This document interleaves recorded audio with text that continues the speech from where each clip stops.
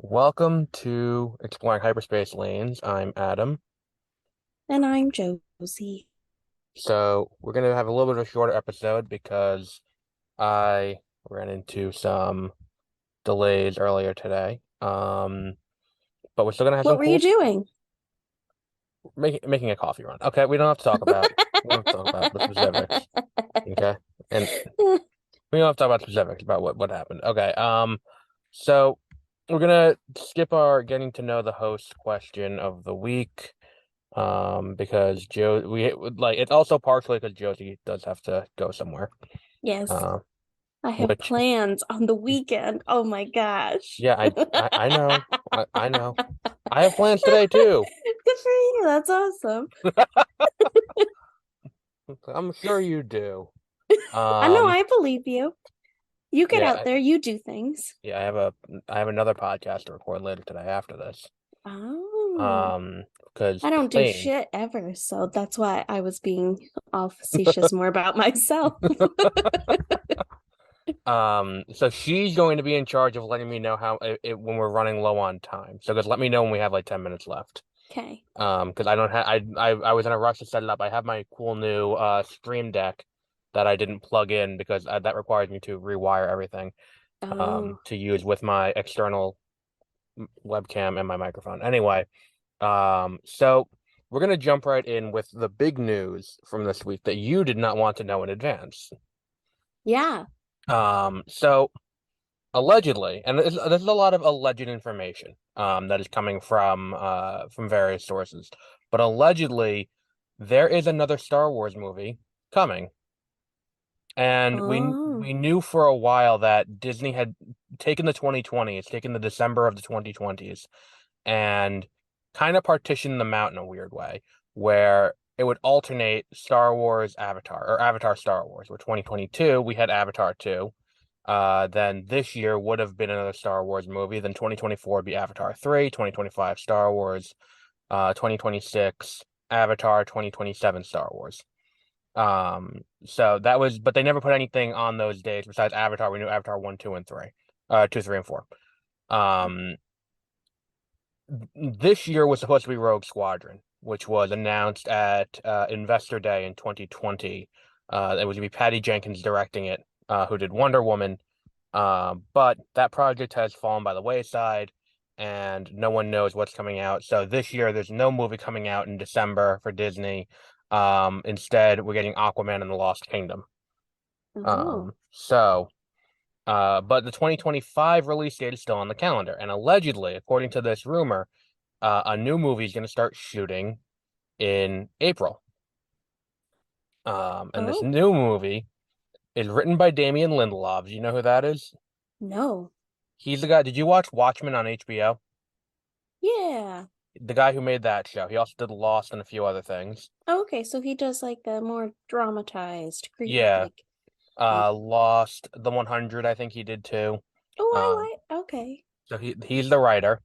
Directed by Charmin Obaid Chinoy, which I apologize, I definitely just butchered that. But that name Yes. probably doesn't sound familiar to you. No. She is an independent like documentary filmmaker.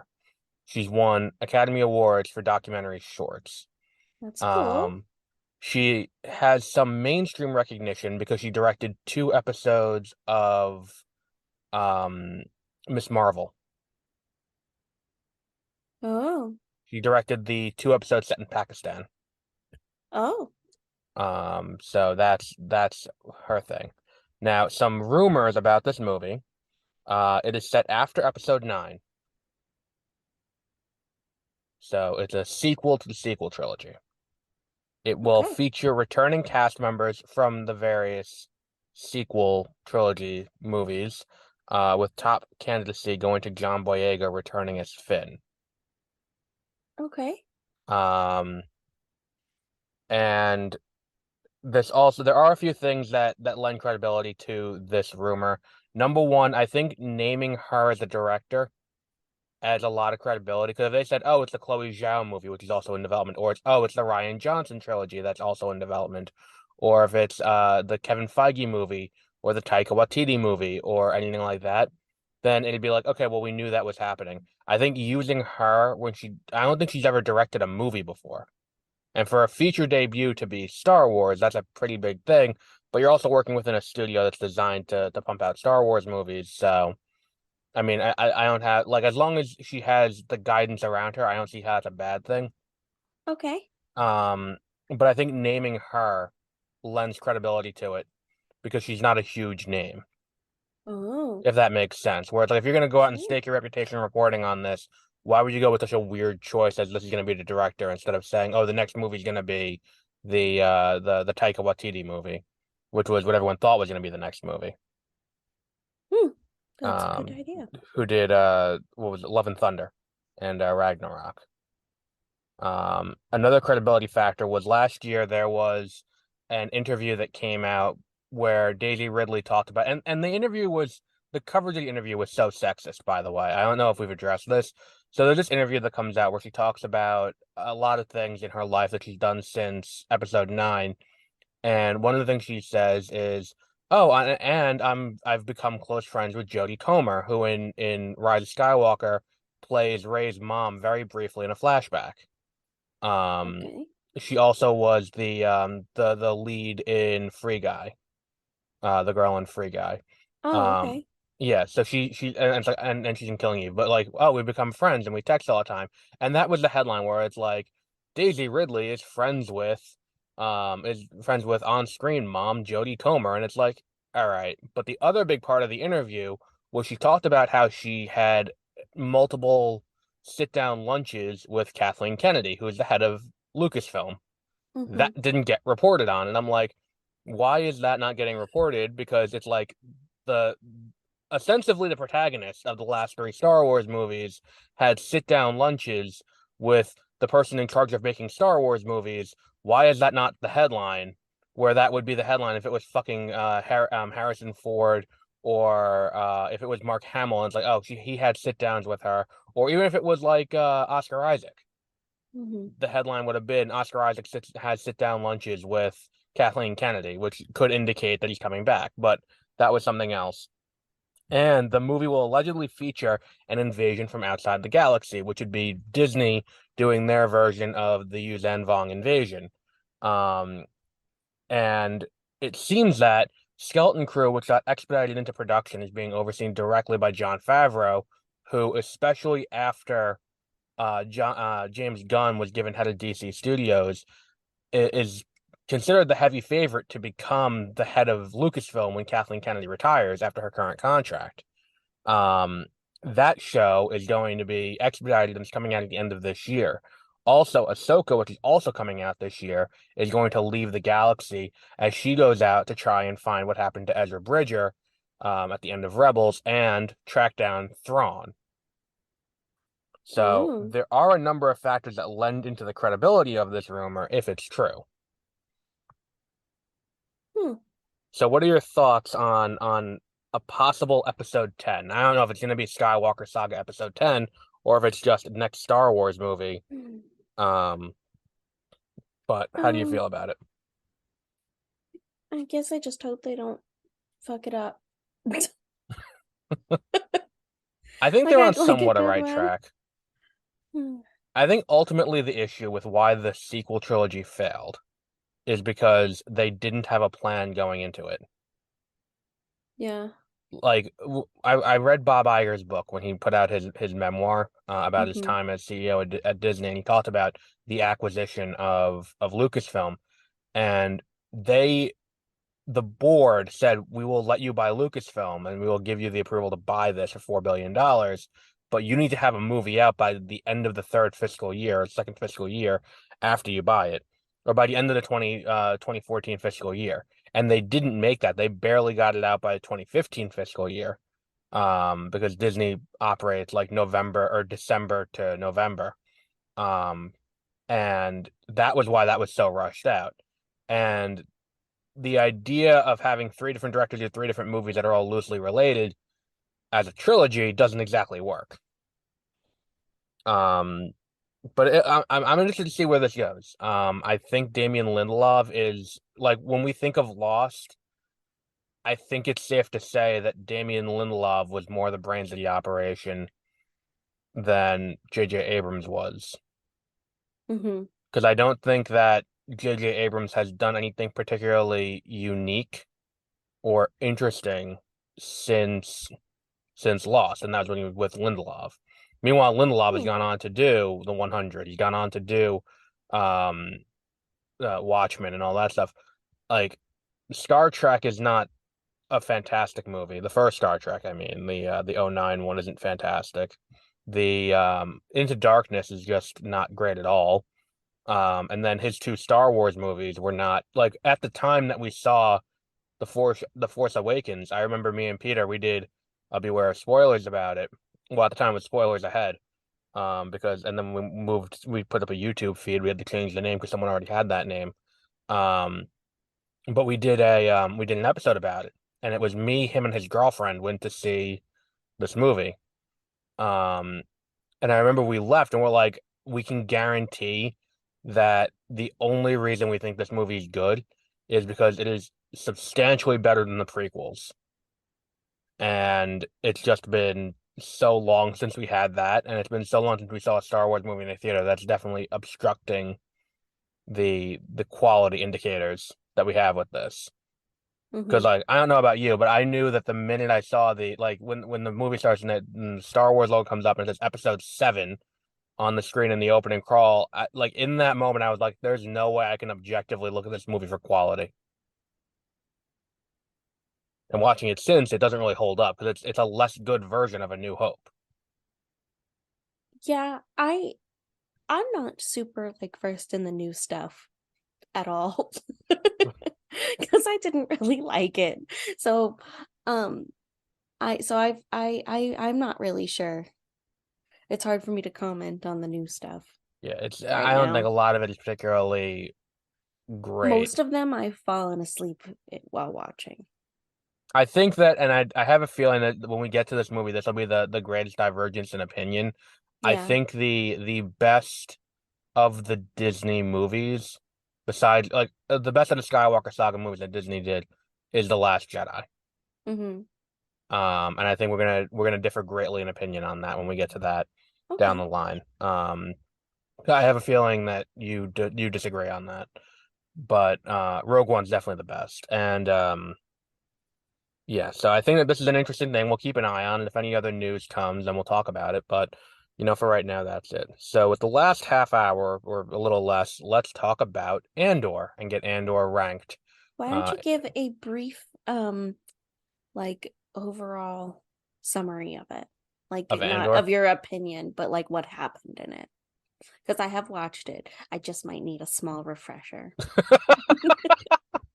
Explain it to me as if you're explaining it to someone who has not watched the show yet. No, just explain it to me So as it's though the I the watched it, but general now I'm really sick and it's the hard for me to the the put it general I together. the general idea of Andor is it's the story of I think what it's going to end up being is a story of the birth of the Rebel Alliance, where at the time Andor takes place, there's a bunch of smaller rebel cells all over Hmm. the galaxy, all doing their own independent thing.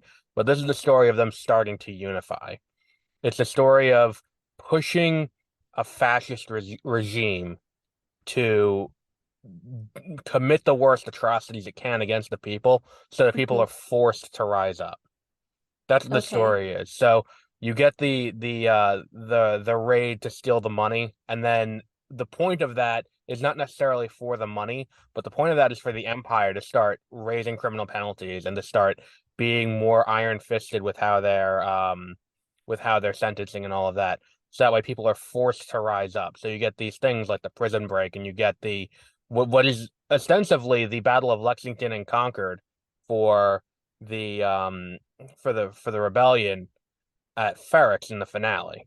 And I think that's mostly what it is. It's a story of what does it take to make a people have to rebel against a fascist regime. Hmm. Okay. Is that what you were looking for, or were you looking for a more plot-based No, I thing? was looking for more plot based. Less thematic. Yes. So okay, so Andor kills two guys. Um, in a fight, and then has to go on the run. He meets Stellan Skarsgård, whose character's name I'm forgetting, Right. So and they're going after, like, they're helping this planet to rebel or whatever, or like not the planet, but they're working their own rebel regime and at this planet to try to rebel and, you know, on go after Ferrex, people. the way I Right. interpreted Ferrex was more like, and maybe I'm completely wrong on this, but I interpreted Ferrex as a separatist world. Maybe I'm just Okay. making my own fan fiction on this, but I definitely, when I watched that first episode, I interpreted it as Ferrex was a separatist world that was not happy with being all in on the Republic during the era of the Republic. I And think then you when the might be Empire right. fell, it kind of did that. So that's why you have this corporation that's entirely in control of the planet, and the Empire is kind of like, you guys just keep control of your shit here. We're not going to look too deeply at it. Mm-hmm. Like, that's how I always interpreted it, because that's where Cyril is like, he's security on the planet. Oh, okay. And it's like the Empire doesn't really have a huge standing on Ferrex until the finale.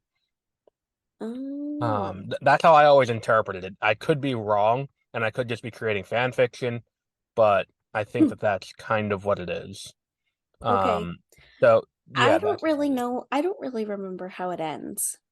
I thought it Um, was okay. It kept my interest. I think at the end, I just kind of got lost. And maybe it was pretty, or maybe it was just not very memorable, but I cannot remember how it ended except for, yep, it worked.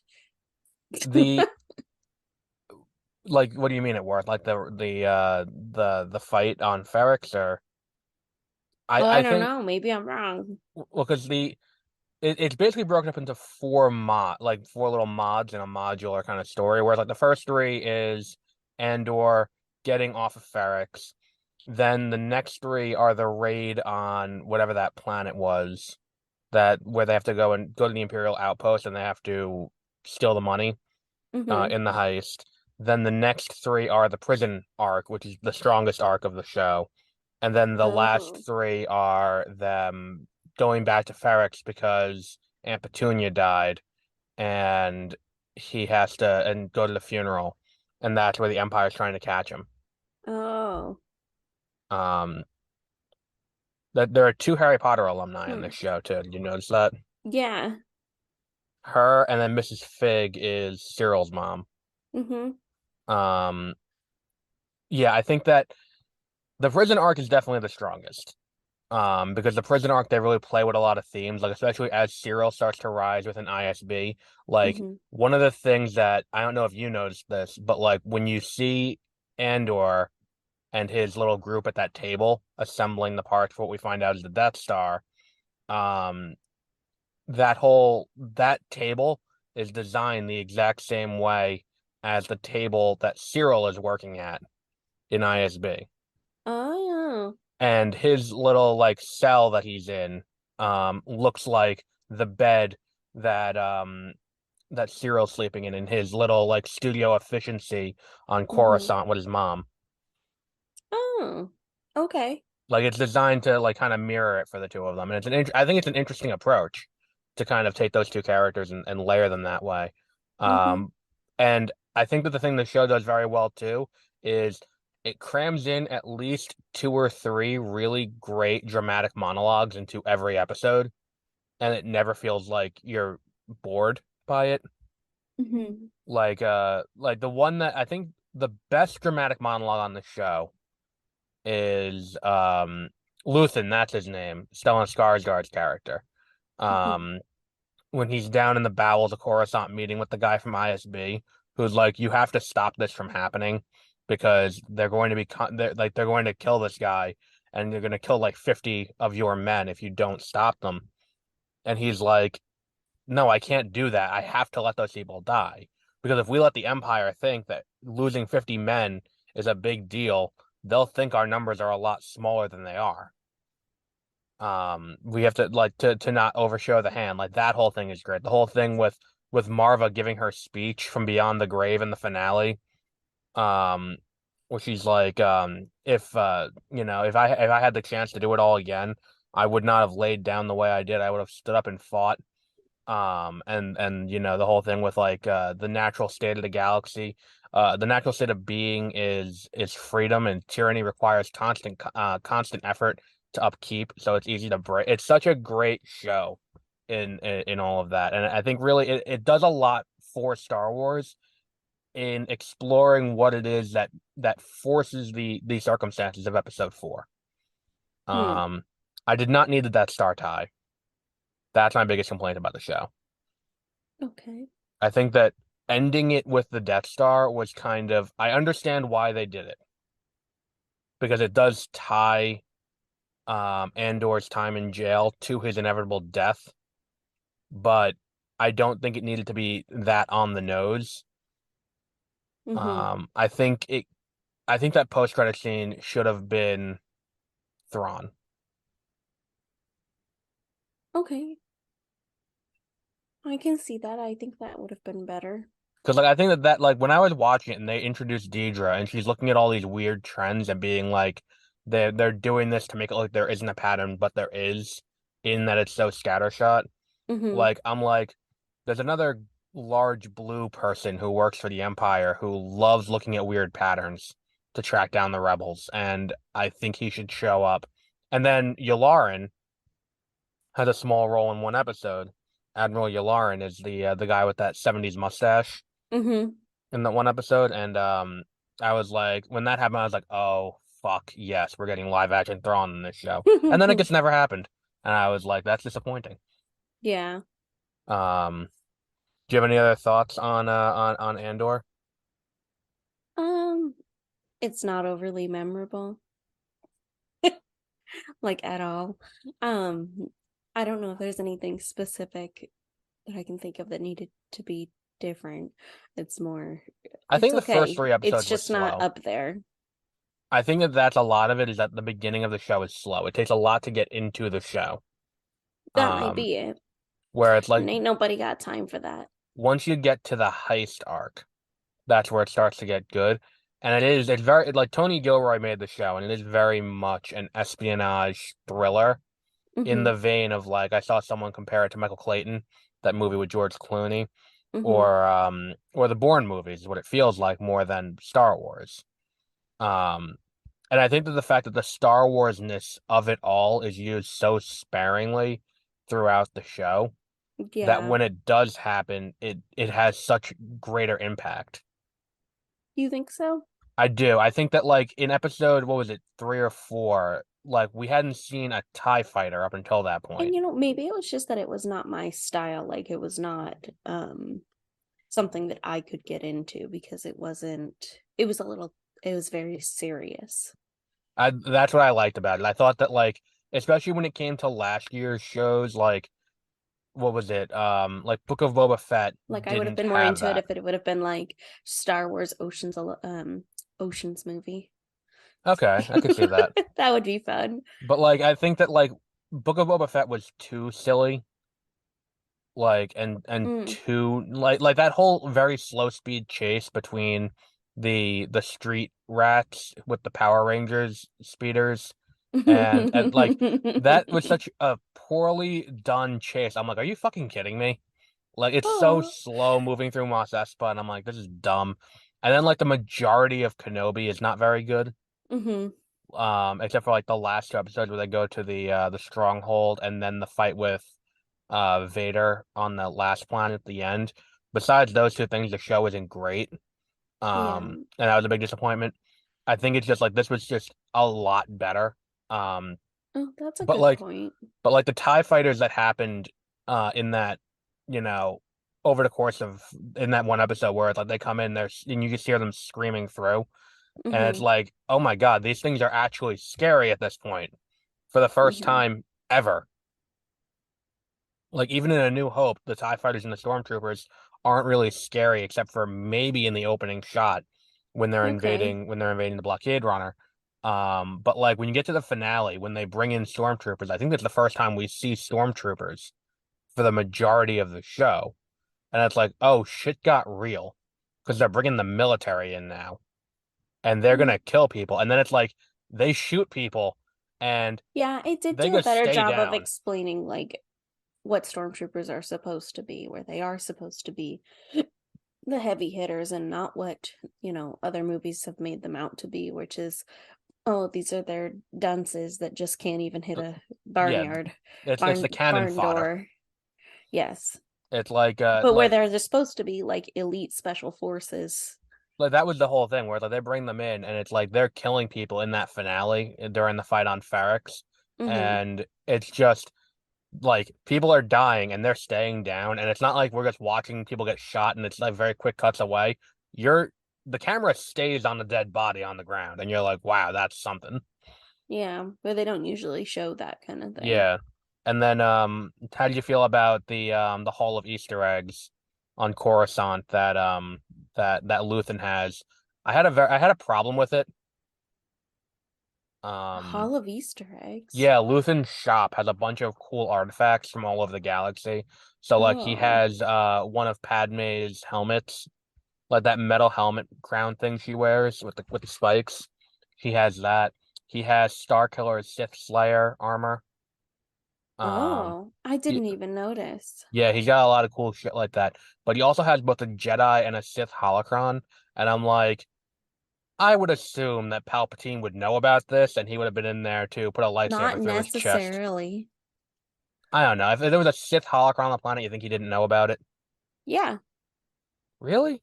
yes, Or a Jedi holocron too? Because they cracked down on that shit. yes. So who is it that has it?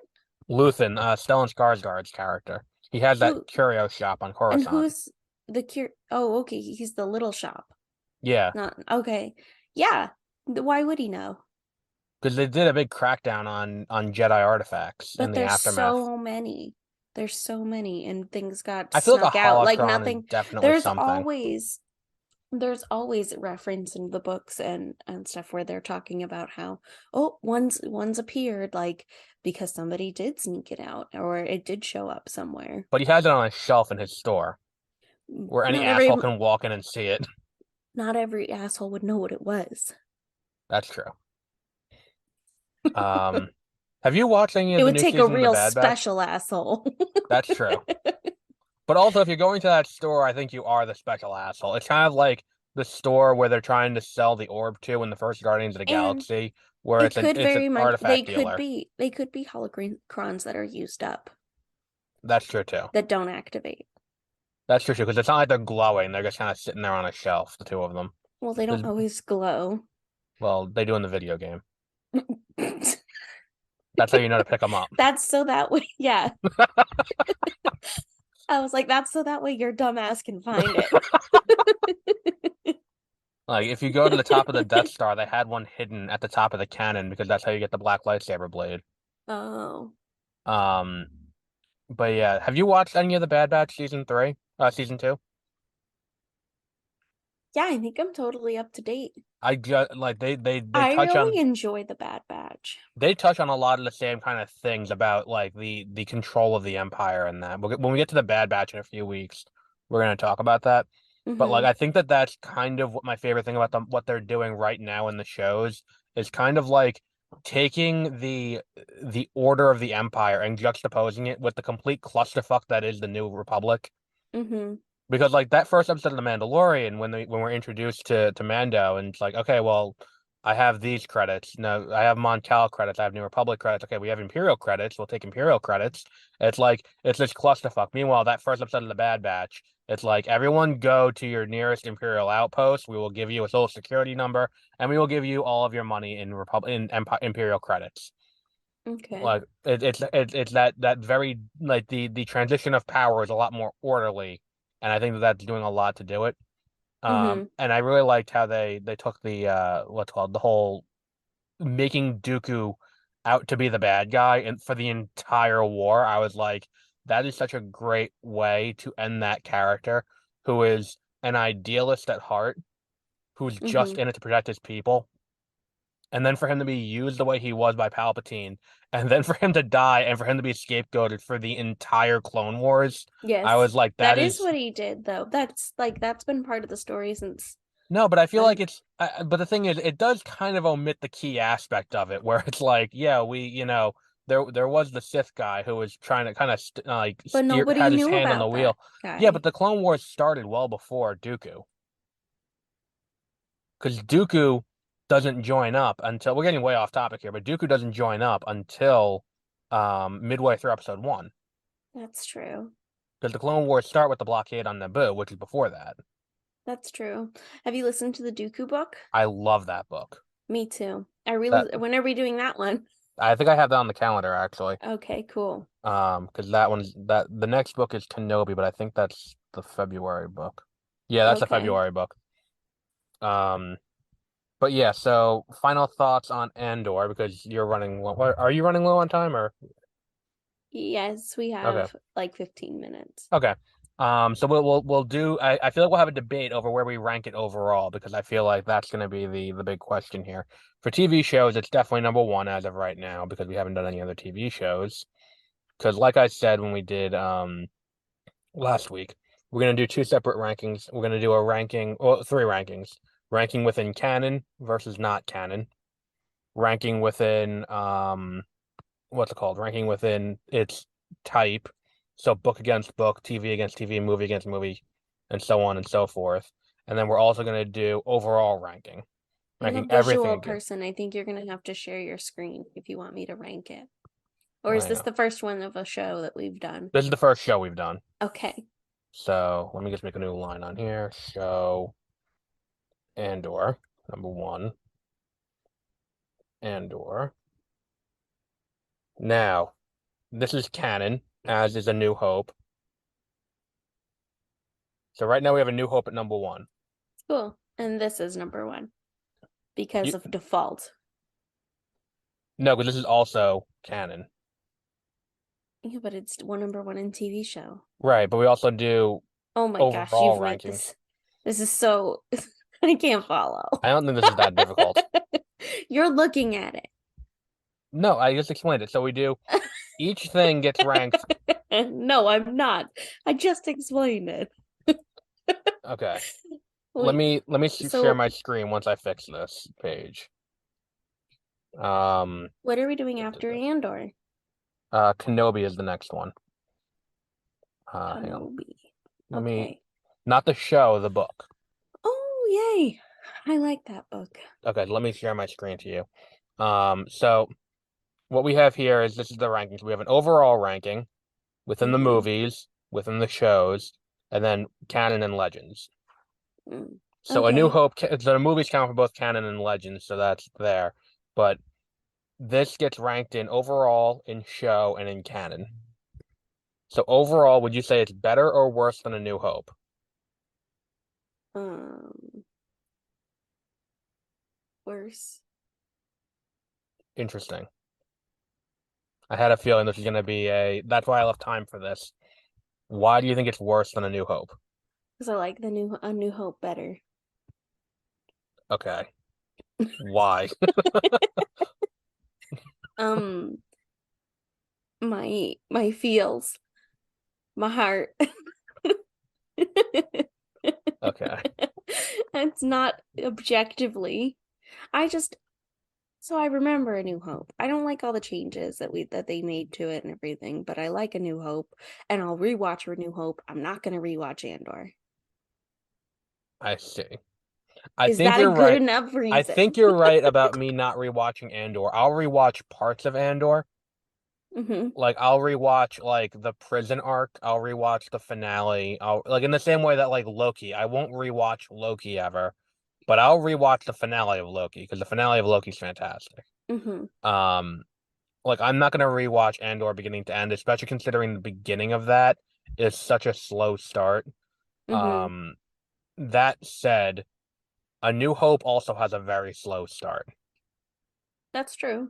It does take 40 minutes for them to meet Han Solo. Or no, 40 Yeah. minutes to get off Tatooine. And I'm like, I don't need 40 minutes of Tatooine. I Hmm. really don't. Um, Especially in a 2 hour movie, and then you also have the fight at the Death Star. So for anything to happen, it takes about 40 minutes, and I don't think that's necessarily required. Hmm. Um, and in the same way that like The Dark Knight is also not a rewatchable Batman movie, but in terms of quality, I think it is the best Batman movie. But rewatchability is important. That's true, but like Well, would you say that The Dark Knight or The Batman is more rewatchable? I would say, even though it's 3 hours long, I would say The Batman is more rewatchable. Hmm. But does that inherently make it better? We're getting I into a don't little bit of a know. philosophical debate about this now. I like a movie that I want to turn around and rewatch it again. That to I me is agree. important. That's why I said The Batman's better than The Dark Knight, and I got shit for it Okay. at work. Okay. Well, you I'm not giving you shit for it. Um, Fuck those people at work. yeah. Um, but yeah, I see me personally, I think Andor is better than A New Hope, and I think that I would say also Rogue One is also better than we haven't gotten there yet, but Rogue One too, because I think it is A New Hope works as its own self-contained story, but this gives much deeper context for a lot of the themes explored in that. Um, and it does reshape the way we view A New Hope in a weird way. Especially Rogue One. Like I Hmm. think that Rogue One ending the way it does makes it so that way you can't watch A New Hope the same way.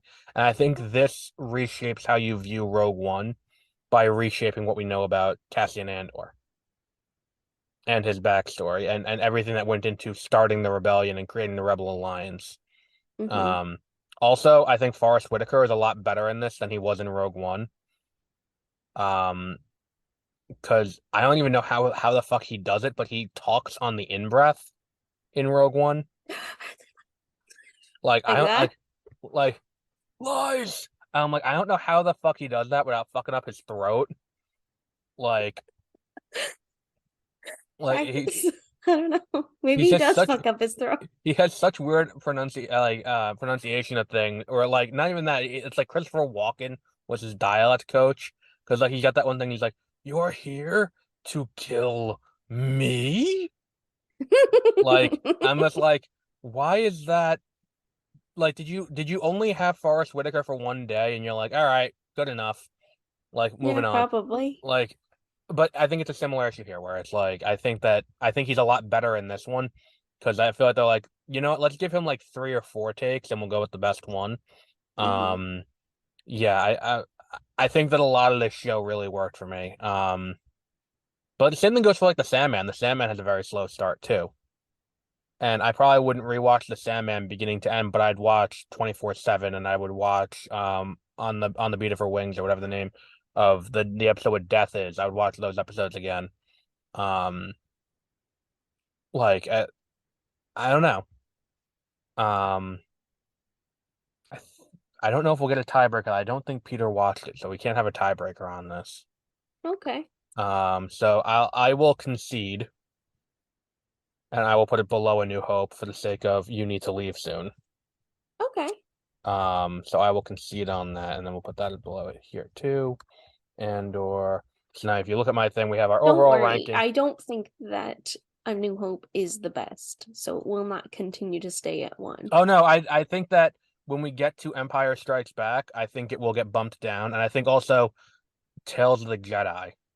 I think my favorite, I think my favorites are always going to land under rewatchability and what I've rewatched and So your what I best would movie is going to rewatch. be Revenge of the Sith. Um, Stay tuned to find out. I think Revenge of the Sith is the most rewatchable. I Because that's the issue too. How do you make that claim and then put Empire Strikes Back above it? 'Cause I don't think Empire Strikes Back is as rewatchable as A New Hope. We're not making that claim. Okay, well we'll see. We'll see when we Yeah, get to that. we'll see. You Okay. just put so many words into my mouth that I never said. Um, let's see. We got Oh, 5 minutes. Do you want to do the getting to know the the what's it called? Getting to know the host question with the last 5 minutes? yeah. Okay. So this week's question: what's the best movie you've seen in the last year that did not come out in the last year? And movie you've seen for the first time. This is not Star Wars related. That's the point. Oh, boring. I texted you this yesterday and you never answered. I I probably didn't know what the fuck you were talking about. I said, do you want me to tell you the getting to know the host non-Star Wars question beforehand? What did I say? You never answered. Yeah, okay. I didn't see it. So I did alert Um, you. you alerted me. Okay. What's the best one that I've seen this year? Well, within the last year, that didn't Within the come out last year. that didn't come out within the last year that you've seen for the first time. Um, can you hear my dog crying? No. Let's see. I don't know. All right, what if we I eliminate don't know the what's scene for come the first time? out. No, no, but the point is it didn't come out. Like, what movie have you seen for the first time within the last year that you liked? Just saw The Lost City with Sandra Bullock. That movie was not bad. Oh, and I didn't like this, but I just saw the new Jurassic movie and I'm That was so bad. sad. That was bad. That was really not good. I really did not Mm-hmm. like that movie. For me, I would say that didn't come out in the last year, which was the point of the question that you ignored. Um, Well, I don't know when things came out. okay. Um, I would say I just watched recently Francis Ha for the first time, Mm-hmm. which is a. Did you see Marriage Story on Netflix with Scarlett Johansson and Adam Driver? No. I feel like based on the actors, that would have been up your alley. But it's a But now I'm gonna have to. yeah, it's about these two people who are getting a divorce. Um, so that director partnered with did an independent movie about 10 years ago with Greta Gerwig, who's a director now, who's directing the Barbie movie this year. And it's about this girl who is just out of college who wanted to be a like she went to theater school Mm-hmm. and she wants to be a dancer, but she's just not like up to professional grade. She's like just below professional grade. So she doesn't quite know what to do with her life. Mm-hmm. And she's watching everyone else around her kind of do their thing. And I was like, it is such a great movie. Um, and I don't think Greta Gerwig quite gets enough acclaim for her acting ability. Um, because she's a really good director. She did like Little Women a few years ago. Um, it opened against Rise of Skywalker, Little Women. But she did that, and she should have got nominated for Best Director for it, but she didn't. And it's like if you look at that and you look at she's got Barbie coming up. She did Lady Bird a few years ago. Mm-hmm. Um, so she can direct very well, but she also can act very well too. I don't think she gets enough credit for that. Um, but yeah. So to go through what we have coming up in the next few weeks, let me end the screen share. I How do I? shouldn't. Do I get to end with my joke?